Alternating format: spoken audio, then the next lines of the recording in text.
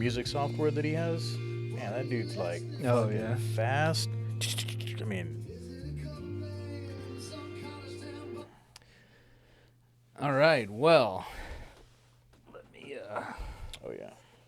let me load up real quick. What are you listening to? Is it a cover band in some college town bar? It's nine and Oh, nines fucking and idiot! I cracked it open like an tones. idiot. Damn it. Fuck. All right. And just so you know, we are recording. Cut that. What are you listening to? All right. We ready.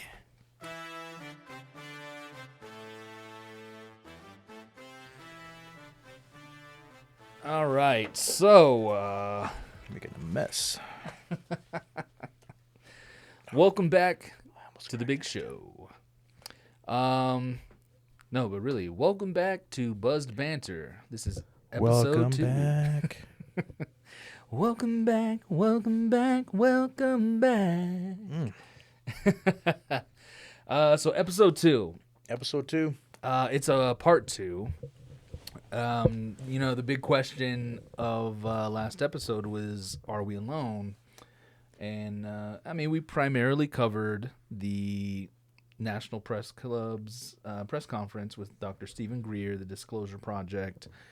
And we only scratched the surface, really. Like, there were, I think there's a total of, 5 or 6 whistleblower testimonies. Mm-hmm. Yep. And we only really covered 2, maybe. Yeah, that's all we got. It's such a big topic, and, it's a very interesting topic. Give me 1 second. I'm going to silence my phone real quick. Oh, yeah. I do the same thing. Just in case. Yep. Good. But yeah, it's such a big topic. It's a topic that's going around everywhere right now. When I opened TikTok, I showed you earlier. My feed is pretty much just all UFO, UAP, extraterrestrial kind of stuff, which I don't mind. But it seems like, with everything coming out now, it's everything's coming to a head. Yep. And you also gave us a surprise over the weekend or over the week with a read. Yes. So I've been excited about this, and last weekend, we shot our first episode last Friday, and over the weekend, I was very excited about it, so I was talking to everybody about it, and I met someone new, and started talking to them about that, and we just got into this deep conversation, and I invited him to be on the show. He was he was a little, I guess you can say, shy about it, which I can get. Not everybody wants to be in front of a camera with a mic in their face. Was he ex-military or was the military still active? Ex-military. Ex-military. Yeah. Okay. Yeah. He was in, I believe, the Air Force. Yep. And he had a lot of thoughts about it. From what I discerned from our conversation, he didn't actually see anything himself, but he had a lot of opinions about. Sure, he didn't. He had a lot of opinions about it, and I thought it would be really interesting to have him on here. Someone, I'm pretty sure he's like freshly out of the military. Like I said, I think it was the Air Force. So it would have been really interesting to have him on here. Maybe eventually he will warm up to the idea. I don't know. But we'll see. We'll see. Hopefully. This episode continues the "Are we alone?" question. We are going to continue. There are a couple more of the whistleblower testimonies that I wanted to go over. I made some notes from the press conference. Like we said last episode, please give it a watch. It is a long press conference, about 3 hours long, but there's a lot of information. So, don't take our word for anything, We're just two guys drinking some beers and having a conversation about it. Yeah, we're not experts. Please don't take our stuff with I don't want to say with a grain of salt, because I want them to kind of take us seriously, but at the same time, you can't tell everybody, hey, these guys said it, so it's true. Yeah, yeah. Just do with the information what you will. Yeah. Do your own research.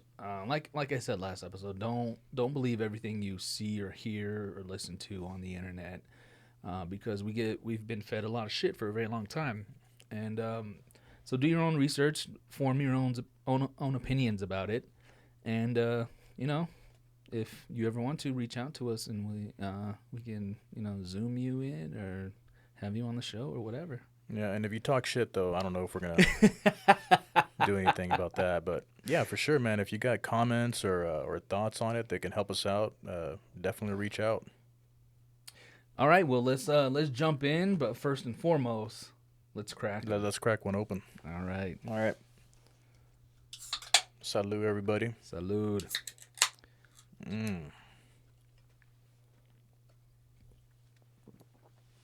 Oh, yeah. Mm-hmm. Okay.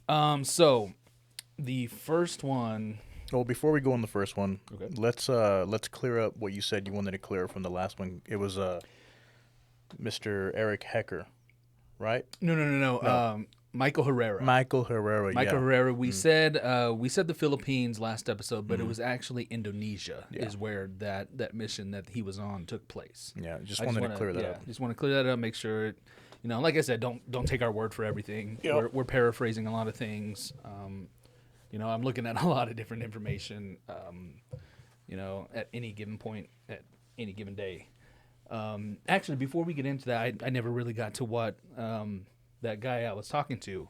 So I met that guy. We had this long conversation, and he's actually the boyfriend of one of my really good friends, and he had sent me a link to a Reddit post from what was the guy? He was a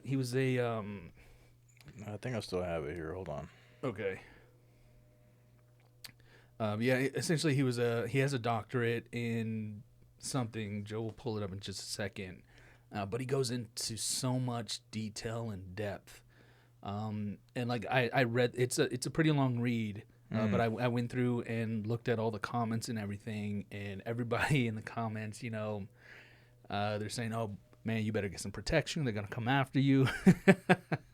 So this guy, he is a molecular biologist for a national security contractor. He never really said, his name. He didn't say where exactly. He did mention a place, but he didn't really specify where he worked at. Yeah, in the post he says, I might put some red herrings in here to not disclose exactly where I was or where I am. Yeah, and that kind of goes back to what Dr. Greer was saying, how, some people want to come out. They want to share information, but they can't. They're scared. He has a job. I'm sure he gets paid pretty well. But he studied exobiospheric organisms, EBOs. Yeah, which is, from what I took from that, in layman's terms, it's the study of extraterrestrial bodies. Artificial. Yeah, artificial. Well, that's what he that's says. in there. That's what he says. Yeah. So he was in this program where they dissected alien bodies, and from what he says, they're artificially made.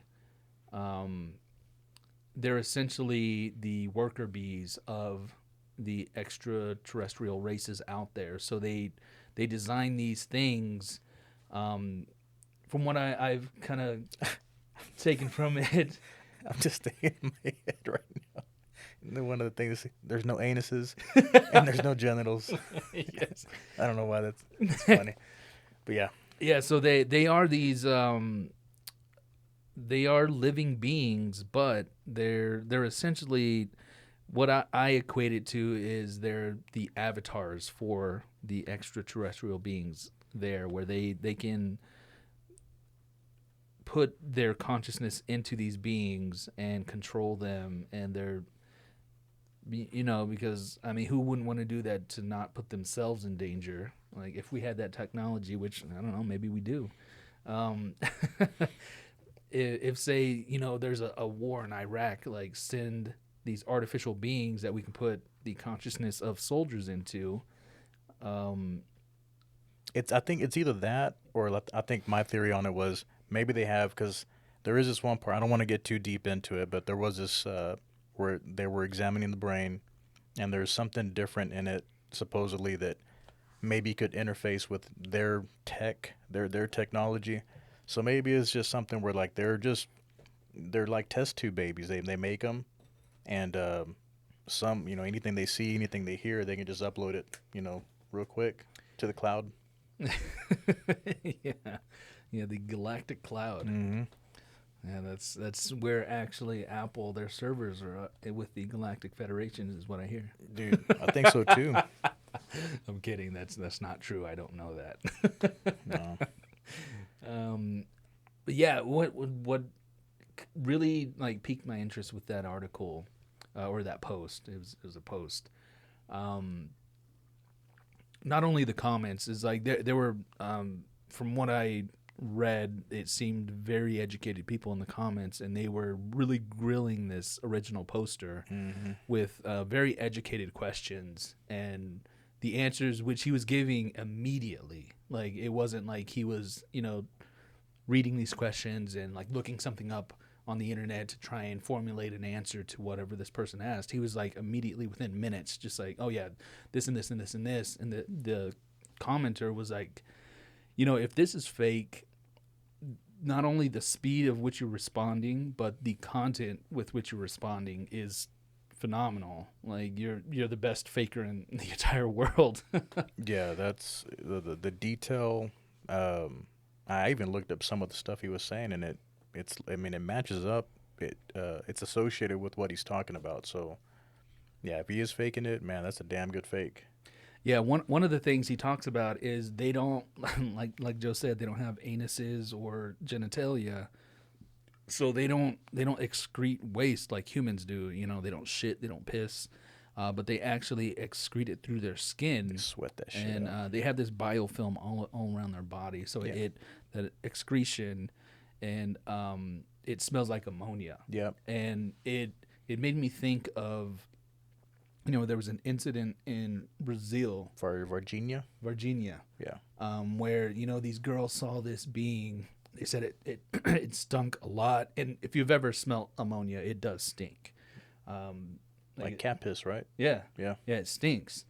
And there was a soldier who carried this alien body and came in contact on his skin. And he came down with this horrible... what was it? Alien herpes.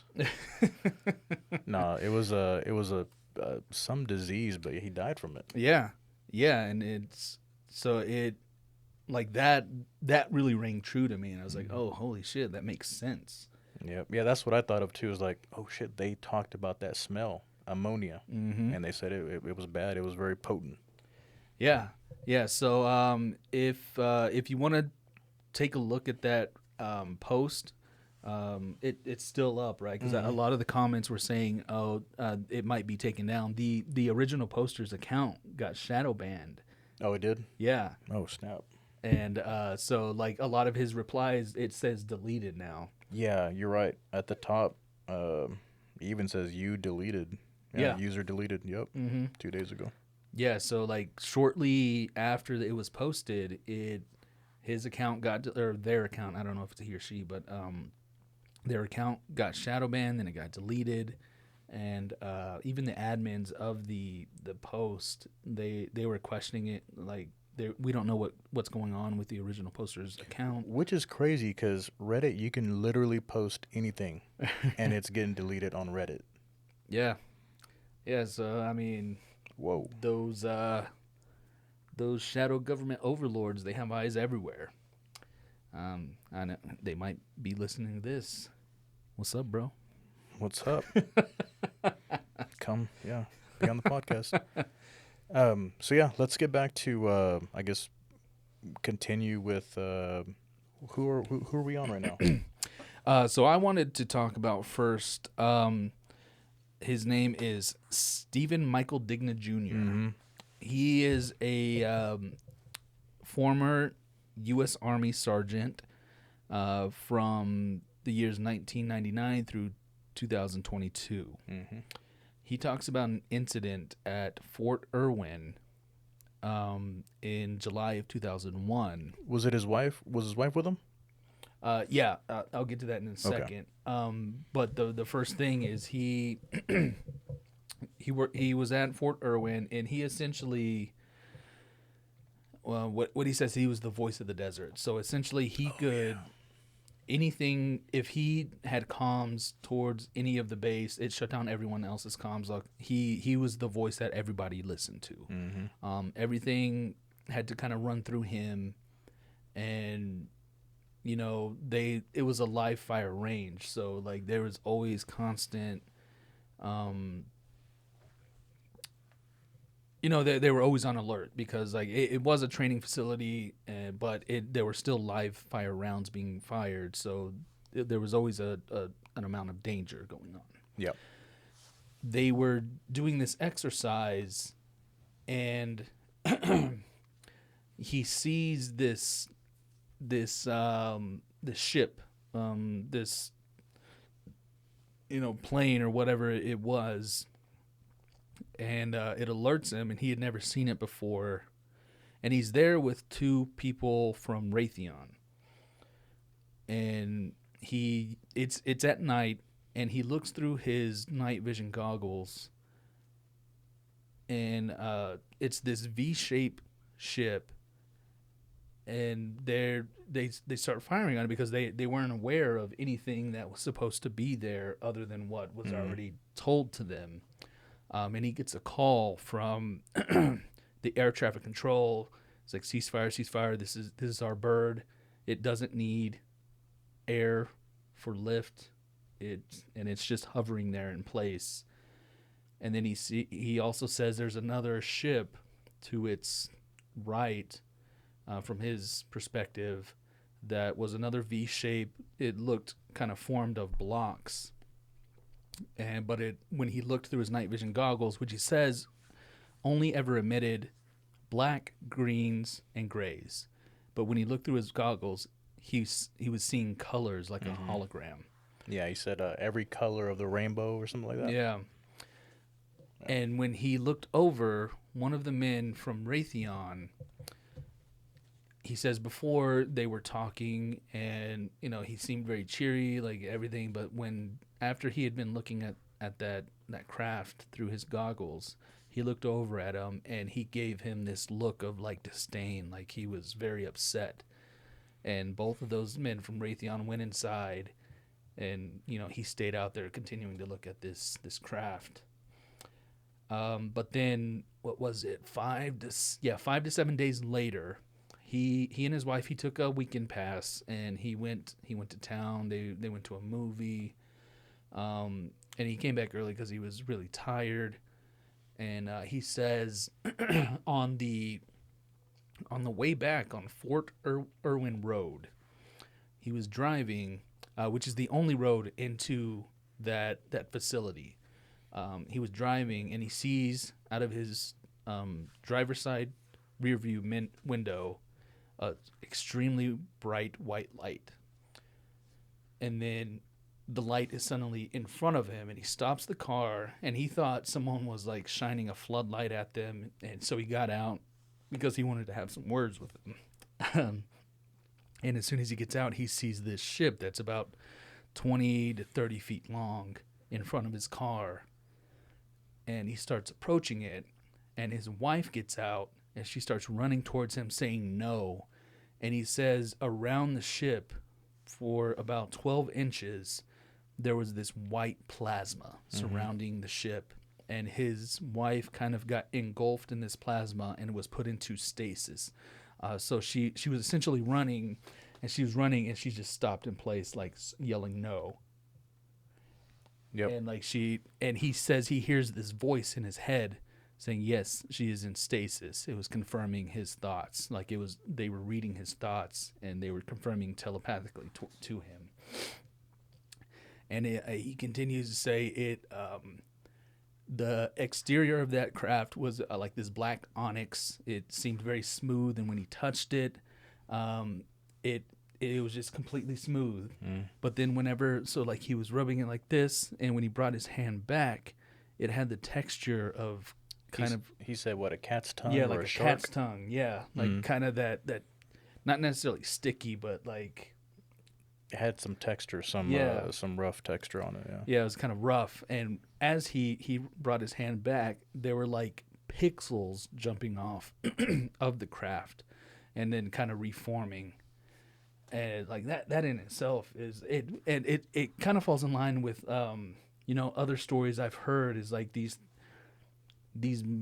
crafts are almost kind of like living beings. Yeah, that and also the plasma, like the a lot of people say like even on radar like it looks white, like a very Mm-hmm. very bright white, and a lot of people say that maybe it is the plasma. That's the reason why it emits everything extra bright, really white. So I guess the pieces are falling together like as far as like explaining why it appears so white and so bright, and maybe why cameras can't really get you know uh, detail on these crafts. Mm-hmm. Yeah, and then he continues to say, like, he says it was almost kind of like a living being. Like when he brought his hand back, it almost kind of purred like a cat. Like there was this audible, like, kind of humming kind of thing. Hmm. But then he starts to hear this thudding noise, and he explains that the thudding was like vibrating through his body. From what he says, like it felt like it was vibrating him at the quantum level, like he could feel the molecular structure of his body kind of like being changed, and he said he thought he was being microwaved. Yeah. And this And guy, I feel kind of bad for this dude. I mean, you could tell, um, and he even mentions it during the press conference too. Like, he has some injuries. yeah, he says he has a brain injury Hmm. that he suffered from a explosion on the the Fort Irwin. Yeah, so he does struggle, through his testimony or through his, I guess his little small testimony on there. Not that dude's been through a lot. Yeah, yeah, and you can see like he's visibly,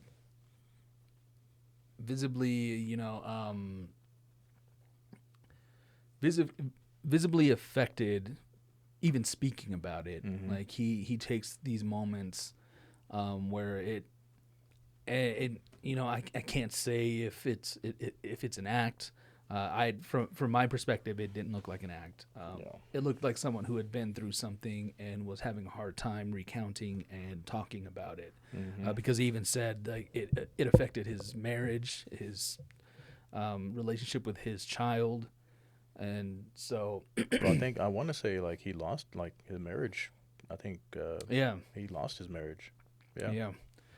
But back to the story, he continues to say that he starts to be lifted off the ground, like Hmm. levitated, and he sees above him like kind of a distorted view, and then he sees the stars kind of finally come back to where they're supposed to be, and he notices that it's a larger ship above him that has been cloaked. But he starts to be lifted, so he starts say he's like standing straight up, and then he starts to be lifted onto his back and up, and the next thing he knows, he's on this table. It's like all white. He looks over, he sees his wife on a table next to him. She is no longer in the running position, but she's still in stasis, laying on a table, and her mouth is still in that expression of saying no. um and then he sees some people in white suits. They're working on his car, and then a human woman with red hair and fair skin. She is taking samples from him, and that's kind of where his testimony kind of gets cut off. But Hmm. it what Stephen Greer says after that is this was a man-made UFO UAP. Yeah, and I don't know if am I right saying like when he got out of the car, he did see a person, and it was just a regular guy. It was a person. It wasn't like an alien. It was a person who got out. I thought was is it the same story? I don't think so. I know the story you're talking about. Okay, so it's a different story. Sorry. But he does say one thing I didn't mention is whenever he notices that big ship above him, essentially kind of like a hangar door opens and he Yeah. sees a silhouette Yeah. of a human being. Okay. All right. But yeah, there was another story of somebody that had a ship in front of them. I think it was in New Mexico around Area 51. It was a while ago, like maybe in the 50s or 60s. But Okay. they got out and they saw somebody in front And of it a was ship. it was just a regular person. Mhm. Okay. Yeah, they had like military fatigues, like Okay. green military That's what fatigues. that's yeah. the one I'm thinking about. Yeah. But yeah, that his story, it it reminds me of all the sci-fi shows you see of people being abducted, and those shows lead you to believe they're extraterrestrials doing that, not man-made. Yep. Man-made, and I think Greer called them ARVs. Mm-hmm. I got the something vehicle. What is it? Tell you here real quick. Yeah. Nope. I can't think. I can't tell you. I just wrote the acronym down. ARVs though, essentially are UFOs created by us. Yeah. Yep. Yeah, so it's just wild to think and hear somebody that looks physically affected from what happened to them. Trauma. Yeah, Yeah. Trauma. Definitely a lot of trauma. and I mean, I don't know. When I saw it for the first time, it was kind of hard to believe. Everybody that talks, everybody that gave their testimony at this press conference, all of it's hard to believe because we're so, I don't know. For a long time I was like, oh, I have to see it to believe it. And Yeah, and even now, like now, it's when people talk about it, it's a little more normal. It's a little more accepted, dude. I mean, 5, 10 years ago, you're a quack. You believe everything you see on the internet. It's fake. But now it has weight to it. yeah, especially with everything coming out, like it. I don't know. It's hard not to believe now. At least for me. I mean, everyone's gonna have their own opinion about it. But for me, when I watched the entire press conference, I don't know, for some reason it all just rang true to me. Yeah, I mean, I'm almost like 90-10. I mean, I want to be 100%. I'm 90-10. There is some room there for skepticism, but it's crazy how some people are like, they're like, nah, it's bullshit. It's all Yeah. fake. It's I can't believe you watch that and you actually believe it. Yeah, I saw some videos of like some people was like, oh no, watch Stephen Greer's body language. Like he adjusts his tie at this point. I was like, I mean, think if you were in that position, yeah, you would be a little fidgety. Like, I'm fidgety just talking on this podcast trying to Yeah. get comfortable. But yeah, I mean, sure, have your own opinions. Believe what you want. I mean, we're not here to tell you believe this or don't. We're telling you look at the information, watch the videos, form your own opinion, and It's always a good conversation though too, whether you believe Yeah. or don't believe. It's a great conversation, to have a few drinks with, and don't alienate your friends. Don't stop hanging out with them just because Yeah. they believe or don't believe on that matter. Yeah, it's a good conversation to have at any point in time, and it's funny the stuff that comes up. yeah, and I mean, I think that goes for everything. Like, don't even, I mean, especially politics. Oh, Like, yeah. everyone's gonna have their own opinion. We're all human beings. We're all meant to be different, and the world would be so boring if everybody thought the same way. So I mean, just have conversations, and that's what we're meant to do. I almost wish that whenever we voted, like there was no Democrat or Republican. It was just it's this person and that person and that person, and here's what they have to say. Mm-hmm. But you're not. There is no party. It's Yeah. just this is what they want to do. Because I guarantee you, this one person's gonna want to have some stuff on the other side, and vice versa. This person's gonna want to have some stuff on the other side too. It's almost like, what do you want to do? Yeah. Don't just follow the rules of this one party. Do what you want to do. Yeah. Yeah. Yeah. Have the me party. Mm-hmm. Exactly. Yeah. The me party.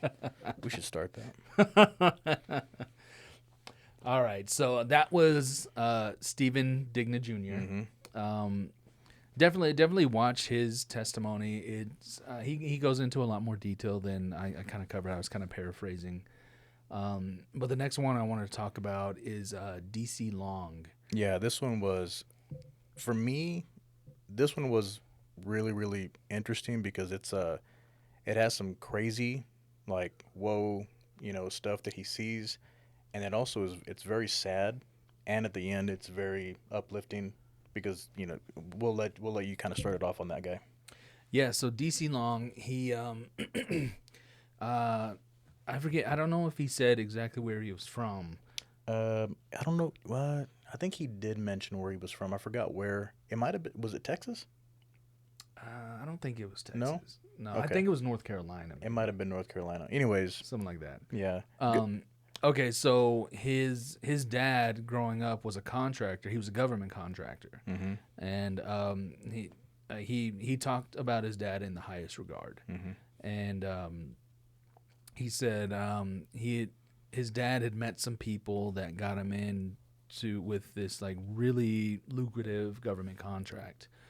And when DC Long was 13, he met all these people. Like they would go golfing, fishing, they would take trips, and like they became essentially family friends. And at one point,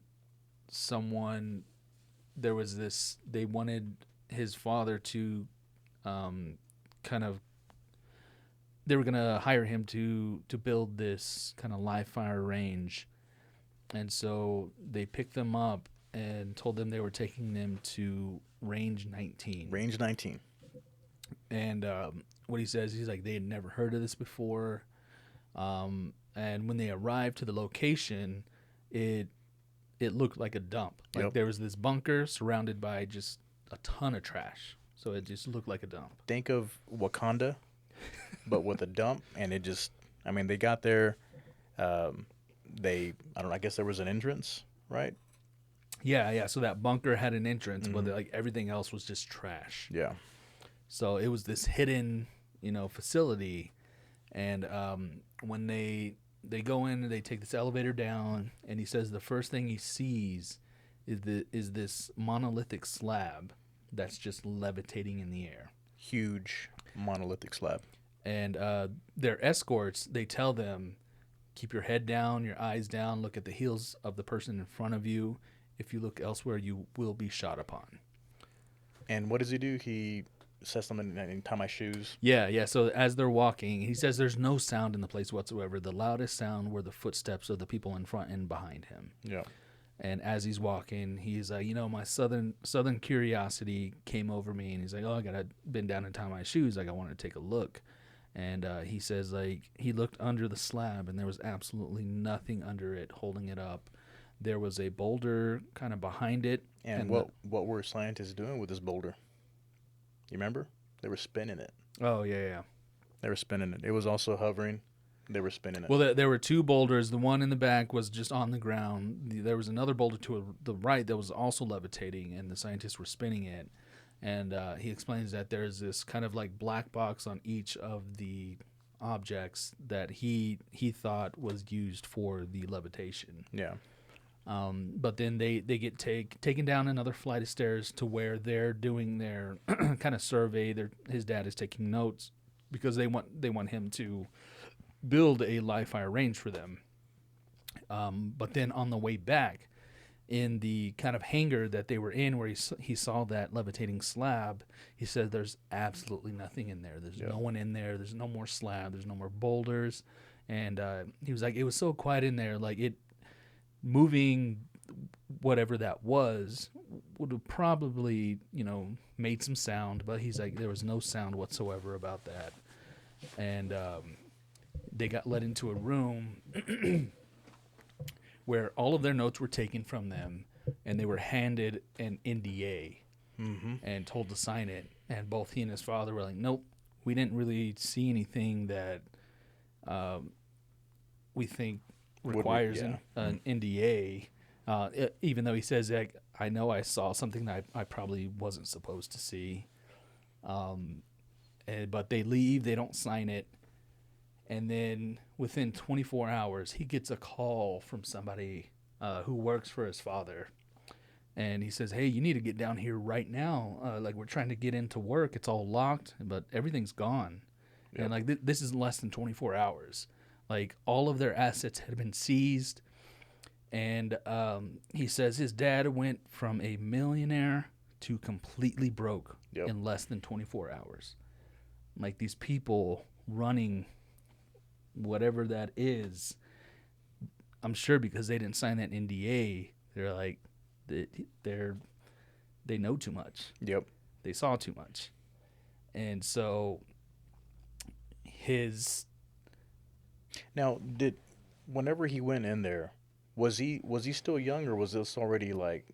Now that was something I was a little confused on. Yeah, too. I can't remember if he was already because I know he went into the military. Mm-hmm. He was an Army Ranger, but I just can't remember if he was already of that age or if he was still young. But I do know that later on, after all this had happened, those people that he had seen, I guess, maybe wanting him to sign the NDA. No, I apologize. It was one of the same people that he had grown up with when he was a young kid, Mm-hmm. With his dad. People that were, the same people that hooked him up with all those contracts. I guess he was doing a jump. There was a military exercise that was being deployed, and he was a ranger, so it was going to be a jump. And I guess right before it was his turn to get ready to jump and get out of the plane or helicopter or whatever, he sees this one of those same people that him and his dad were seeing. And essentially, I don't know the terminology, but there is a strap or something, and it was rigged in such a way that I guess right before he left, it kind of clipped him in the neck. Well, he says, so he's the first one to jump. Okay. And he's getting ready. He's looking at the horizon. He's waiting for them to give him the call to jump. And he sees this guy approach him from the right. And he notices the guy. He's like, oh, yeah, this is the guy. This is the guy I grew up with. I went on fishing trips, like hunting trips and everything. And the guy comes up to him and he gives him a wink. Yeah. And he's like, at the time, I didn't think anything of it. But then as soon as I'm about to jump, I feel something. And that guy threw what they call the static line. Yes, static line. There you go. Static line. He threw it at him. And he says it snapped his neck. Yeah. And he fell out of the airplane. He said the last thing he remembers hearing was his body breaking. Mm-hmm. Like, he was able to pull the chute, but, like, if you don't control it, like, you're just going to fall pretty quickly. And he said he woke up, like, a month or two later. Yep. And they told him he's not fit to be a ranger. He's not fit to be in the Army. And he was done. His career was over. Yeah. So his life pretty much, took a huge halt. I think during that process, his dad, was homeless. I want to say. Yeah. So he says at one point he talked to his dad and he's like, "Do you think this is all because of Range 19?" And he says his dad grabbed him by the shoulder. He's like, "Don't you ever say that fucking thing to me again." Yep. And like he was like that was the last nicest conversation I ever had with my father. Yeah, because his dad shortly after got diagnosed with a cancer, and he thinks that it's from the stuff that they saw, them not signing that NDA,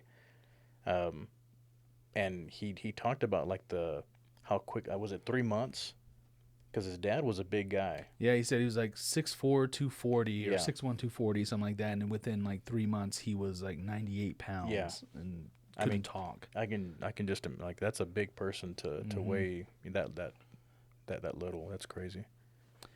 Yeah, yeah. So like, he was also physically upset. Mm. Like you can hear his voice trembling, and like he's a He was a beefy guy too. beefy guy too, and like he even said that he lost a lot of weight. He let his beard grow down to his Yeah, stomach, and like he was essentially trying to hide because they had taken everything from him, and he was going to take his life too. He yep. had wrote this kind of memoir or book, Hmm.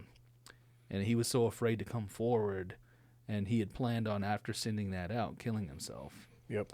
But then he finally met Stephen Greer, and he kind of became a part of the Disclosure Project. Yep. That was I don't know. He was one of my favorite ones on that panel. Just because um, I think out of all of them, when I heard him talk, for me it was the most genuine. Not saying that none of the other ones were genuine, but like for me, he was the most believable person to me. I don't know. I think he just likes Southern people. Maybe, maybe. Yeah. But yeah, that was DC Long. Um, I don't know. Did he have a link or he didn't No, have he a, didn't a have link one. for any more information? No, yeah. But one of the whistleblowers we talked about last time, Eric Hecker, Yes, the guy he from the Raytheon contractor guy. yeah, at the South Pole. Mm-hmm. He does say he has a link. He has a website at deciphering.tv, Mm-hmm. where he has all of his information. So if you want to learn more about what's going on in the South Pole with Raytheon, he has all that information there. Yep. And in I'll put a lot of these links or any informational links down in the kind of description of the video. So be sure and check those out if you want to. Yep. The other guy, I think he was the first one on the panel. It was Lieutenant Heckler. Mm-hmm. His wasn't too long. He spent a lot of time talking about just how intense the experience was. He had two experiences, two UFO sightings. Yeah, so Uh, he was a pilot. He was a pilot for an extremely long time. He mentioned, I didn't write it down, but he mentioned how many hours, he has of flight time, and not only flight time. We're talking about like every type of aerial vehicle you can think of. He flew. Mm-hmm. From the moment that he was in there, I think even until 1990, I think maybe mid 90s, late 90s. He flew. Yeah. The Blackbird, like the B-2s, all those, crazy, awesome looking vehicles. I mean, he flew all those, and some of the stuff that the sightings that he witnessed, he says like nothing. I've never seen anything like that. Uh, he mentioned that they were extremely bright, which brings me back to Stephen Digna. Mm-hmm. The plasma. Maybe that's why they're so extremely bright. Yeah.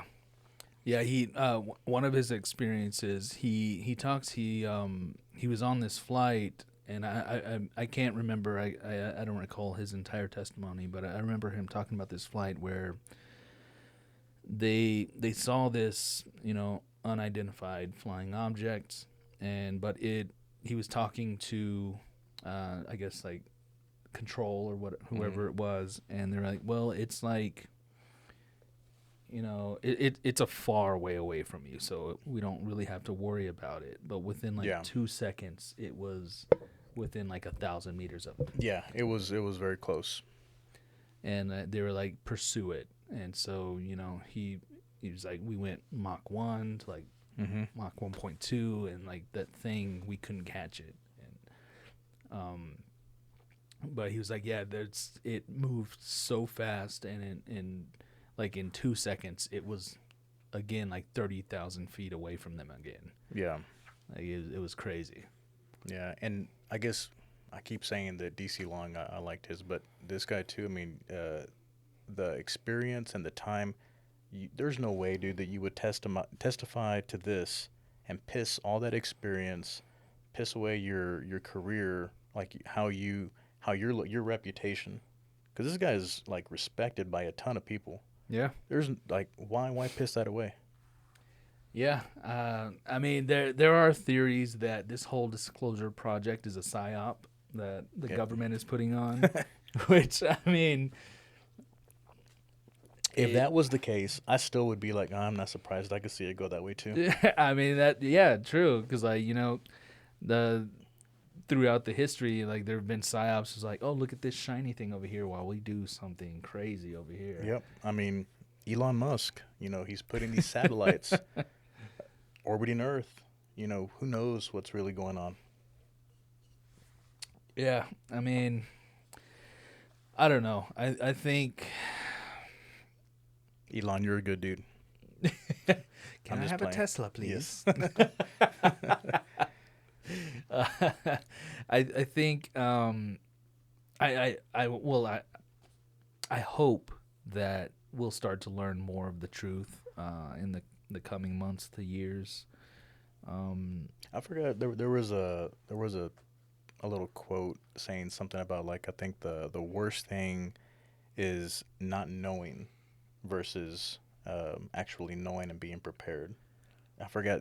I'm fucking up the quote, but it has something to that effect where the greatest cause of concern is not knowing if there is something out there versus actually knowing you know I don't know. I feel that if we do know, we can we can better prepare ourselves. I mean, can you imagine like if some crazy something crazy did happen, dude? It would be people would be going crazy. Yeah, They wouldn't know what to do. and I'm sure what their reasoning for not telling us is exactly that. It's like, oh, there would be such a panic. But I mean, it's gonna be worse if you wait. Yeah. Like if you wait until something happens. Did you see that thing? I know it was. I don't know how many years ago it was or how many months ago it was, but that thing that happened in Hawaii, where there was Moana? yes, The Rock. No, there was like those alerts that we get, like a tornado type warning or what, hurricane, Yeah. and it Yeah. was a missile. Did you ever? Yeah, I remember that. Okay, when that happened, Yeah, I got that when I was living in LA. people went ape shit. They were. I mean, it was crazy, and that was fake. Yeah, if something, oh man, I don't know. Have you heard of the guy that hacked NASA? What's his name? I can't remember his name. Eric Hecker talks. I kind of rewatched some of the press conference today, and Eric Hecker talks about it. He was talking about the light speed communication, and he says, what's his name? I know this guy hacked NASA, and he says he saw the names of the like corporals of the Galactic Federation. Oh, okay, yeah. I think I did hear something about that. And it said like non-terrestrial. Yeah, It was labeled non-terrestrial. yeah, Or like the something fleet commanders, I that. think. Yeah. Yeah, so like, And this, I mean, this is sounding like sci-fi right now, but we're just saying what we heard. yeah, Don't take our word for it. Um, but I mean, it would make sense. yeah.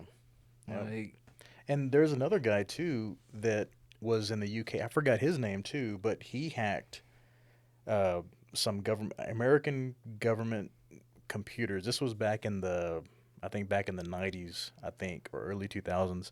But all he did was he uh, he looked for people that had the password.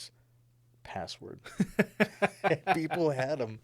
People had them on there. So he found this stuff. It was about Mars, I think, or the moon, something.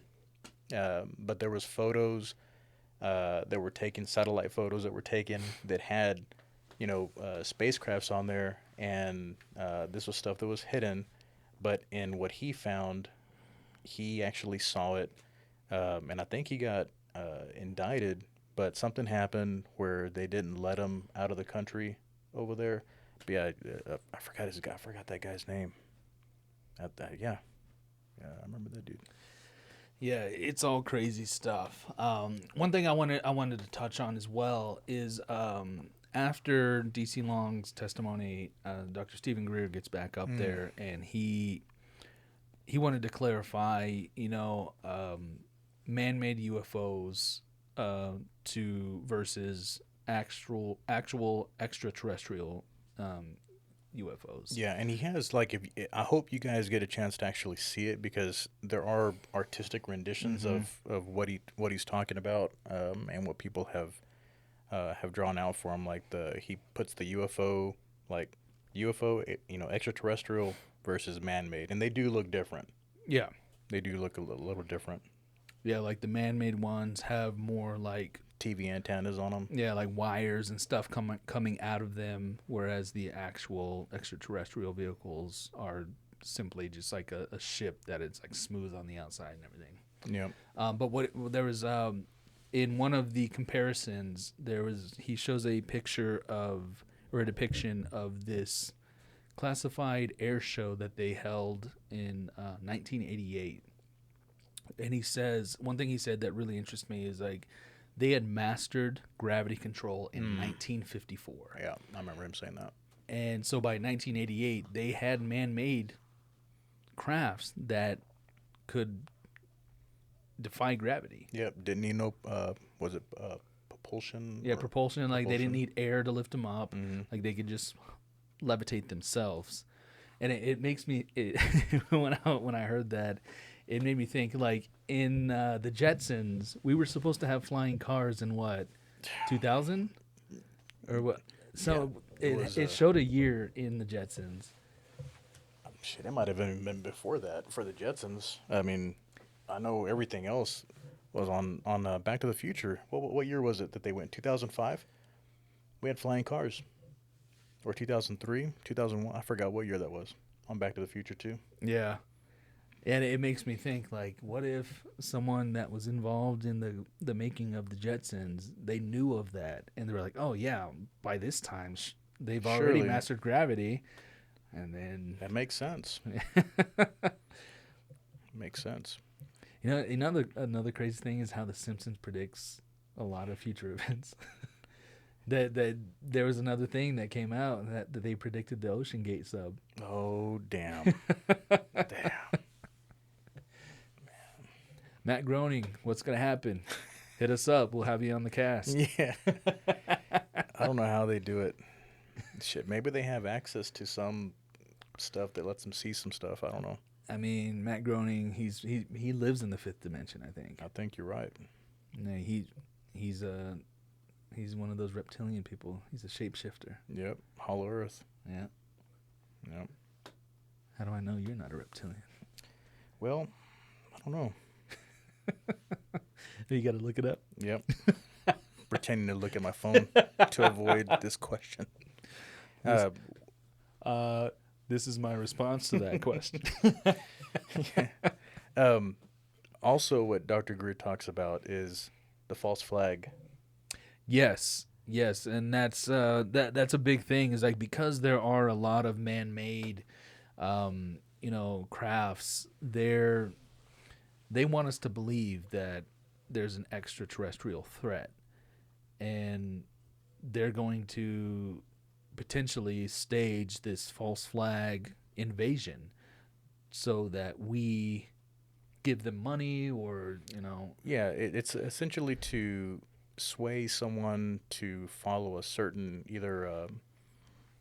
to gain a vote or to get everyone on the same page, to believe one narrative. There is a lot of conspiracy theories around 9/11, and that our actual government caused it. It's the same false flag type thing. I'm not saying that actually happened, but that's what they're talking about here. If there are a ton of man-made things and they do stage, an invasion, well, it's going to make everyone, here say, hey, we're down. Let's we do need to pay these extra taxes to prevent this from happening again. Yeah, and it gives them the opportunity to say, "Hey, look, we can be your savior. We know how to stop this." Yep. And it's like just do whatever we say. Yep. And it'll erase freedoms. Yeah. It'll make you scared. On top of that, too, Mm-hmm. they'll instill fear, uh, to get your buy-in, and then more. There was a thing on something, I forgot what. It might have even happened in Canada, where they took away certain things, and they just kept pushing the envelope, little by little.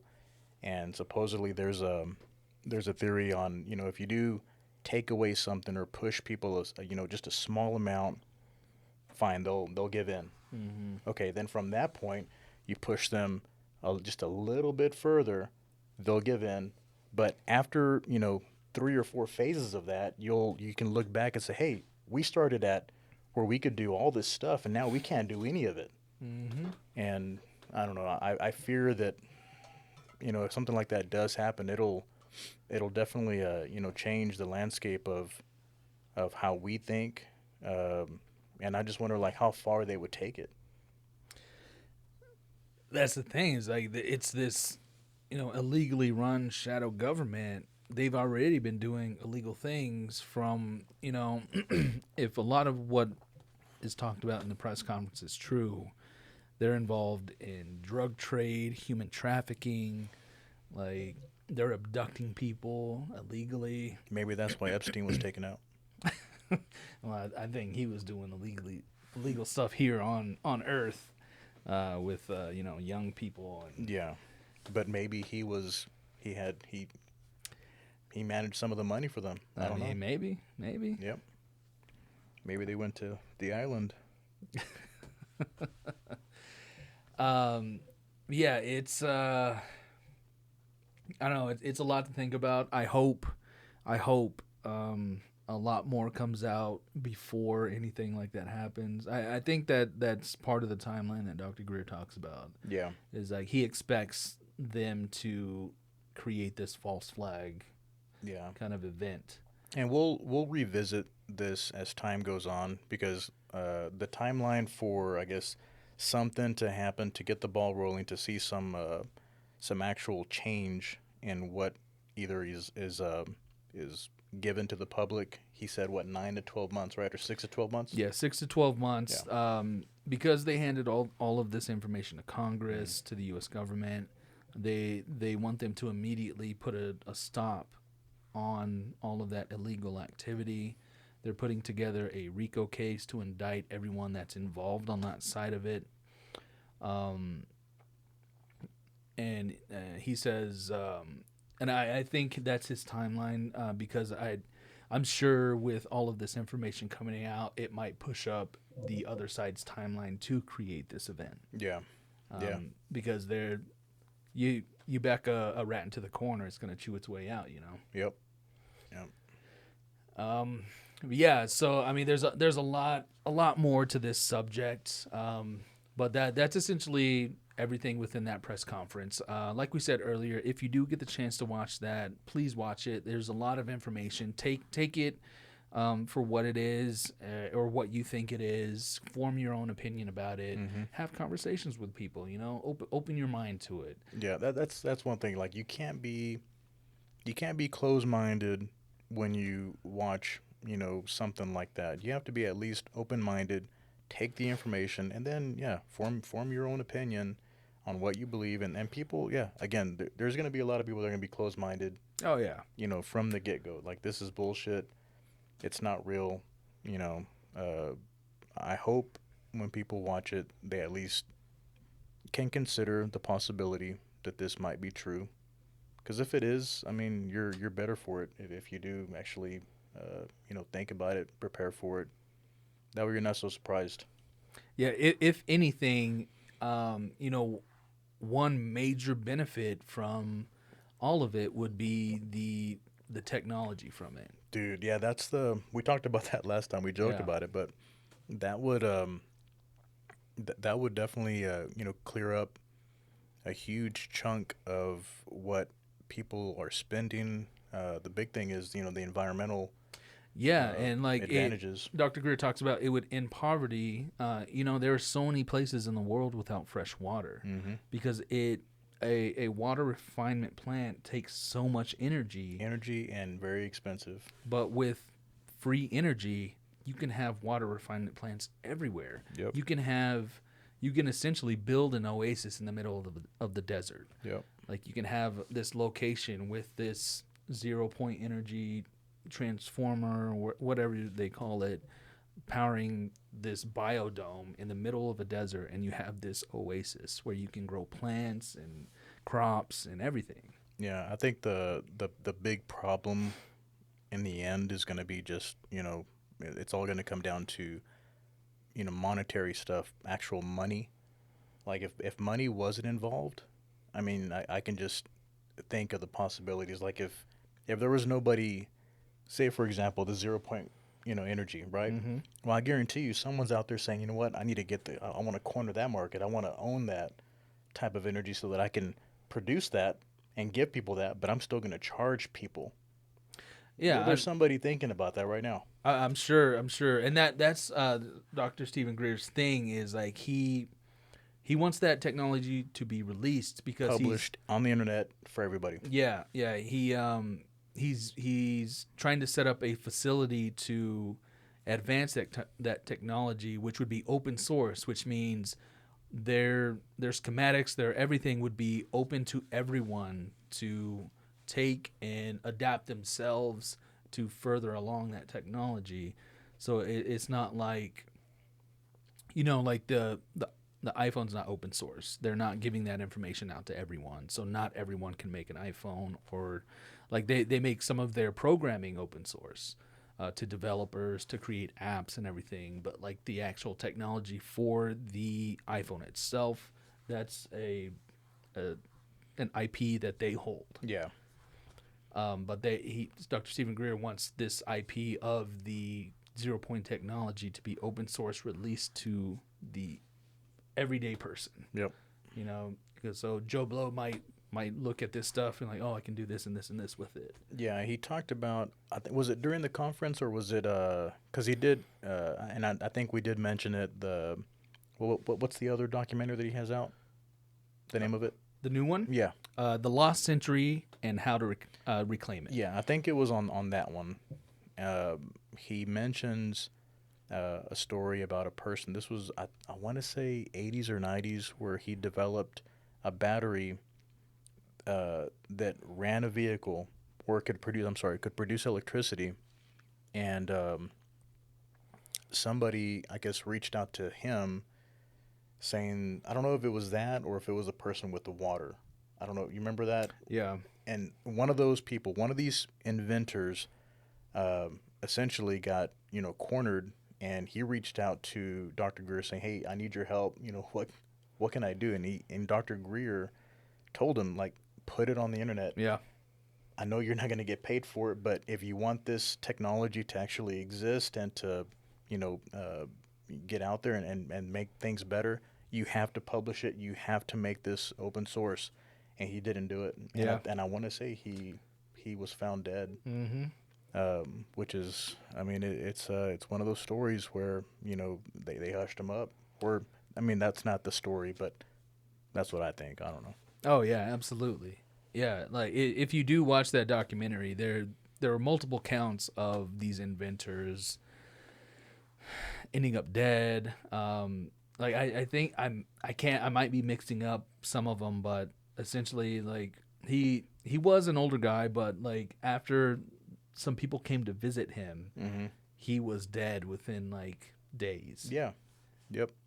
And it's so coincidental, like that's so convenient that he's erased. That as soon as other people meet him, and yeah, I remember Dr. Steven was saying, yeah, he reached out to me, told him to put it out there, but he didn't have the time. I think he agreed with him, saying yes, I need to do that, but he never got around to doing it. Yeah. Yeah, but like I said, this is a huge topic. I mean, there's so much more to cover. I'm sure we'll come back to it on different episodes. But I think we covered kind of what we wanted to cover with the press conference. Oh yeah. So definitely check that out. The link is in the first episode description, so be sure to check that out. Comment, like, subscribe to our podcast. If you have any suggestions on something you would like us to talk about or discuss, let us know. And should we grab another one to crack out the end of the episode? Send it off. Send it off that way. Sure, why not? All right, we're gonna crack a new one with you. We didn't say this at the beginning, but always drink responsibly. Don't drink and drive. Be smart about it. Be old enough, obviously.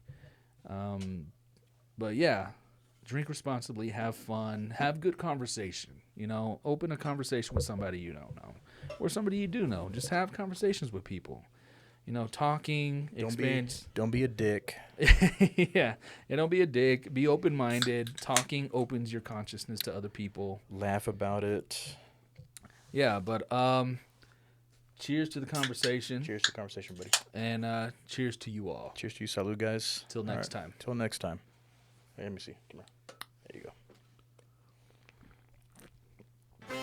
See ya.